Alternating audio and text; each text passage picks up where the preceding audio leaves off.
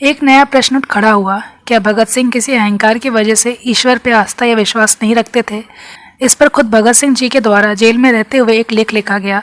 नाम था मैं नास्तिक क्यों हूँ। तो चलिए आज इस वीडियो के माध्यम से उनके खुद के द्वारा लिखे गए लेख से ये जानने का प्रयास करते हैं कि क्यों भगत सिंह नास्तिक बने, क्यों वो ईश्वर को नहीं मानते थे, क्या इसके पीछे अहंकार कारण था।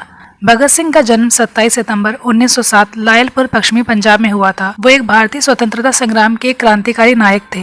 भगत सिंह की परवरिश और उनकी स्कूली शिक्षा की बात करें तो भगत सिंह अपने बाबा के प्रभाव में बड़े हुए थे। उनके बाबा एक रूढ़िवादी आर्य समाजी थे। पहले ही आपको बता दें कि एक आर्य समाजी और कुछ भी हो सकता है पर नास्तिक नहीं होता। भगत सिंह अपनी प्राथमिक शिक्षा पूरी करने के बाद उन्होंने डीएवी स्कूल लाहौर में प्रवेश लिया और पूरे 1 साल उसके छात्रावास में रहे। वो वहाँ खुद सुबह शाम प्रार्थना करते और गायत्री मंत्र का जाप करते थे। उन दिनों वो पूरा भक्त थे। बाद में वो पिता के साथ रहने लगे। उनके पिता ईश्वर पर विश्वास करते थे। वे प्रतिदिन भगत सिंह को पूजा प्रार्थना करने के लिए प्रोत्साहित करते थे। इस प्रकार उनका पालन पोषण हुआ। उस समय तक वो अपने लंबे लंबे बाल रखते थे। ईश्वर के अस्तित्व पर उनकी दृढ़ निष्ठा थी। असहयोग आंदोलन के दिनों में राष्ट्रीय कॉलेज में प्रवेश लिया।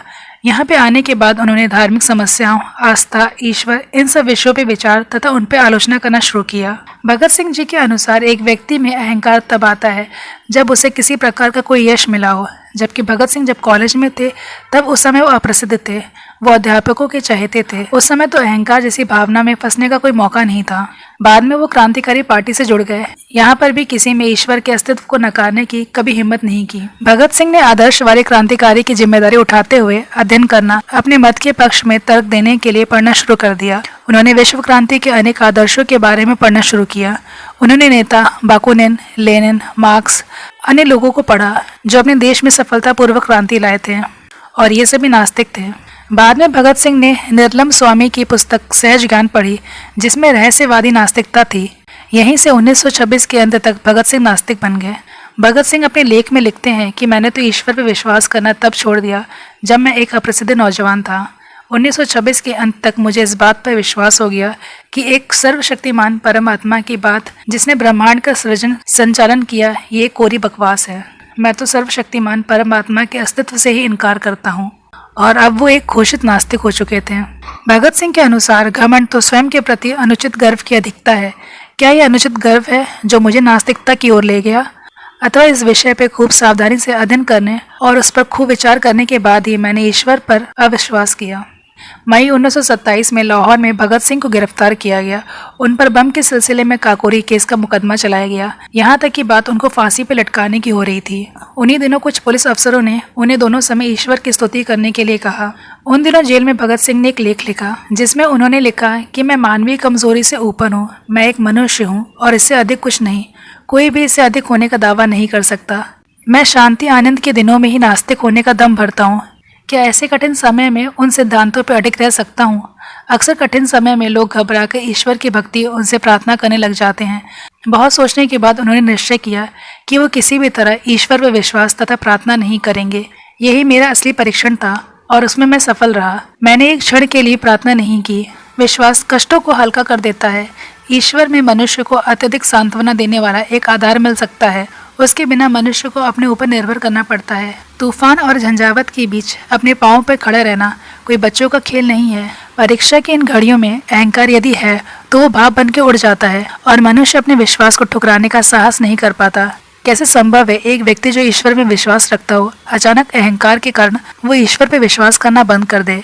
ऐसा तभी हो सकता है जब वो व्यक्ति ईश्वर का प्रतिद्वंदी हो या फिर खुद को ईश्वर मानने लगा हो। और मैं ना तो प्रतिद्वंदी हूँ और ना ही कोई अवतार, न परमात्मा।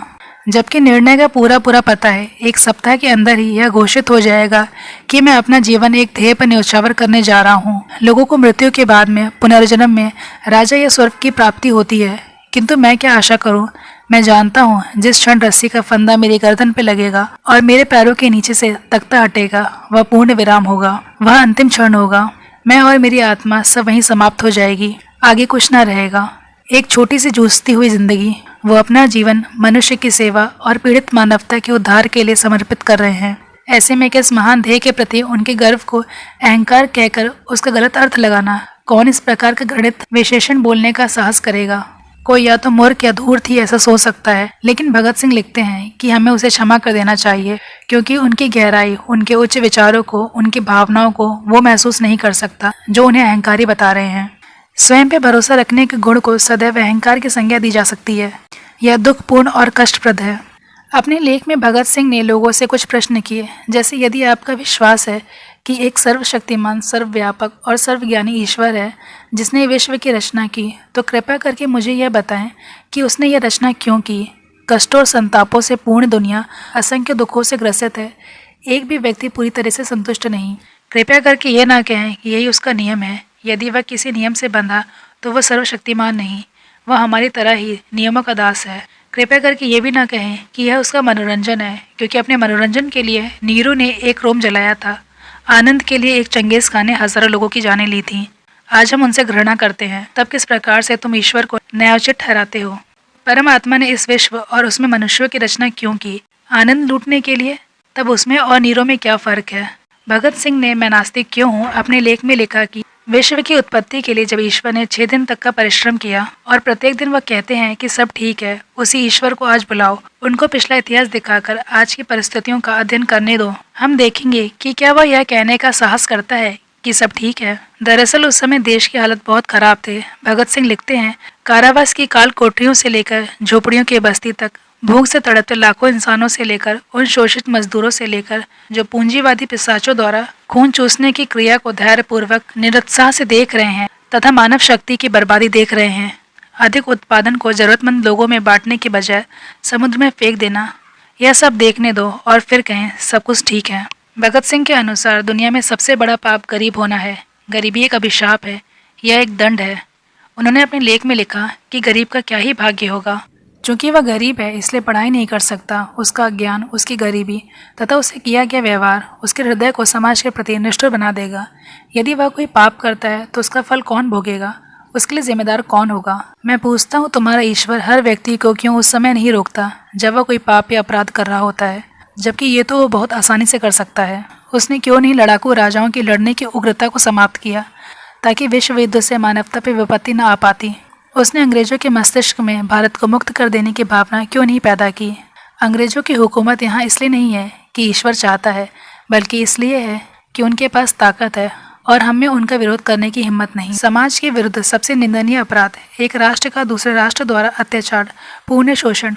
कहाँ है ईश्वर? क्या वह मनुष्य जाति के इन कष्टों का मजा ले रहा है? भगत सिंह लिखते हैं कि विश्व की उत्पत्ति तथा मानव उत्पत्ति के लिए चार्ल्स डार्विन की जीव की उत्पत्ति किताब पढ़ लो, पता चल जाएगा कि ये पृथ्वी कैसे बने, कैसे जीव जंतु बने। वो लिखते हैं कि यदि मुझसे कोई बचकाना प्रश्न पूछे, यदि ईश्वर नहीं है तो लोग उनमें विश्वास क्यों करने लगे? मेरा उत्तर स्पष्ट है। जिस प्रकार वे प्रेतों तथा दुष्ट आत्माओं पर विश्वास करने लगे, वैसे ही लोग ईश्वर पर भी करने लगे। मनुष्य की सीमाओं को पहचानने पर, उसकी दुर्बलता व दोष को समझने के बाद परीक्षा की घड़ियों में मनुष्य को बहादुरी से सामना करने के लिए, सभी खतरों को पुरुषत्व के साथ झेलने के लिए ईश्वर के काल्पनिक अस्तित्व की रचना की गई, जिसका उपयोग एक भय दिखाने वाले के रूप में किया जाता है ताकि कोई मनुष्य समाज के लिए खतरा न बन जाए। वह सर्वशक्तिमान है और कुछ भी कर सकता है। उसकी अभिभावक गुणों से व्याख्या होती है, जैसे पिता, माता, भाई बहन, दोस्त तथा सहायक की तरह किया जाता है।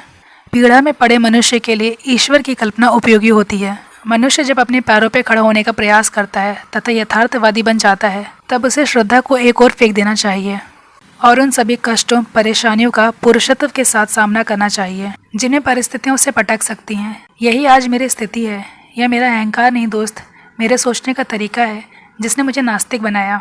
ईश्वर में विश्वास और रोज बरोज की प्रार्थना को मैं मनुष्य के लिए सबसे स्वार्थी और गिरा हुआ काम मानता हूँ। मैंने उन नास्तिकों के बारे में पढ़ा है जिन्होंने सभी विपदाओं का बहादुरी से सामना किया। अतः मैं भी एक पुरुष की भांति फांसी के फंदे की अंतिम घड़ी तक सिर ऊंचा किए खड़ा रहना चाहता हूँ। मेरे एक दोस्त ने मुझे प्रार्थना करने को कहा। जब मैंने उसे नास्तिक होने की बात बताई तो उसने कहा, अपने अंतिम दिनों में तुम विश्वास करने लगोगे। मैंने कहा, नहीं प्यारे दोस्त, ऐसा नहीं होगा। मैं इसे अपने लिए अपमानजनक तथा भ्रष्ट होने की बात समझता हूँ। स्वार्थी कारणों से मैं प्रार्थना नहीं करूँगा।